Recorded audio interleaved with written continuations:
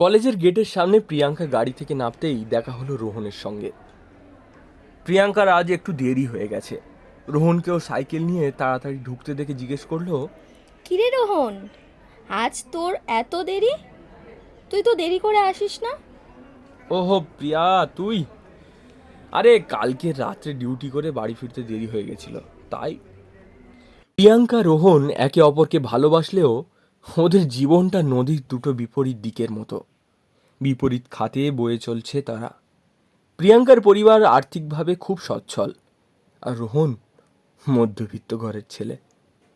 সকালে কলেজ, বিকেলে রেস্টুরেন্টের ওয়েটারের কাজ আর পড়াশোনা, এইভাবে রোহনের জীবন চলে।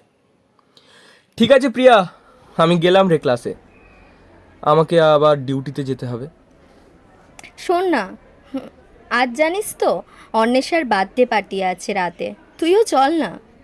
না রে, আজ তো আমার কাজের চাপ, আজ হবে না। আর তাছাড়া এইসব বার্থডে পার্টিতে আমি খুব বেমানান। এরকম কেন বলিস তুই? আমি সেভাবে বলতে চাইনি। তোকে কিছু বলিনি রে প্রিয়া, মানে পুরোটাই আমার কপাল।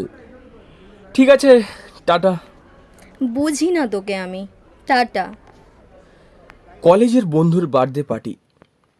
প্রিয়াঙ্কা সমেত সব বন্ধুরা একসাথে রেস্টুরেন্টে জড়ো হলো। ভাগ্যের পরিহাস, রোহন ওই রেস্টুরেন্টেরই ওয়েটার। রোহন খাবারের অর্ডার নেওয়ার জন্য টেবিলের কাছে আসতেই চমকে উঠল। এই, কি রে রোহন না? তুই এখানে কি করছিস? আরে কি করছে আবার, দেখছিস না আমাদের খাবার দিতে এসেছে ব্লাডি ওয়েটার। যা তাড়াতাড়ি খাবার আনবি, গরম গরম খাবার যেন পাই, না হলে চাকরি যাবে তোর বেচারা। তোরা কি করছিস? তোরা কি মানুষ নাকি অন্য কিছু? আর থাকতে না পেরে বলে উঠল প্রিয়াঙ্কা। আজও এখানে কাজ করছে বলে তোরা ওকে যা ইচ্ছা বলবি? তা তো হয় না। অ্যাটলিস্ট আমাদের মতো বাবার পয়সায় খায় না ও, নিজের রোজগারে সংসার চালায়, পড়াশোনা করে। হেই প্রিয়াঙ্কা, তুই এত রেগে যাচ্ছিস কেন? তোকে তো কিছু বলিনি আমরা। রোহনের হাতটা ধরে ফেলে প্রিয়াঙ্কা। রোহনকে বলা মানে আমাকে বলা, কারণ আমি রোহনকে ভালোবাসি। আর আমাদের ভালোবাসা তোদের মতো অশিক্ষিত বন্ধুদের বন্ধুত্বের থেকে অনেক দামি। তুই ভালোবাসিস এই গরিব ছেলেটাকে? আমরা তো ভাবতেও পারছি না। তোদের ভাবতেও হবে না। চল রোহন। কোথায় যাবি? সেখানে যেখানে শুধু তুই আর আমি থাকবো, অনেকটা দূরে।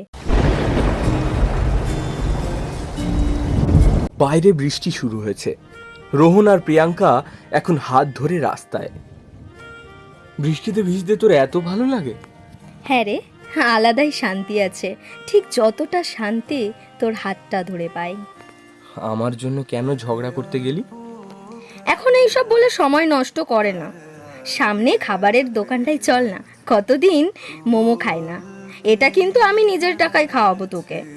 জানিস, আমি নতুন টিউশনি শুরু করেছি। তোকে দেখে এতটা আত্মনির্ভর হতে শিখে গেছি না আমি। হালকা হাসি ফুটে উঠল দুজনের মুখে। রোহন একটু শক্ত করে প্রিয়াঙ্কার হাতটা ধরল। রোহন, শুধু হাতটা ধরে থাকি সেরকম করে সারা জীবন। তোর জন্য গোটা বিশ্বের সাথে আমি লড়ে নেব।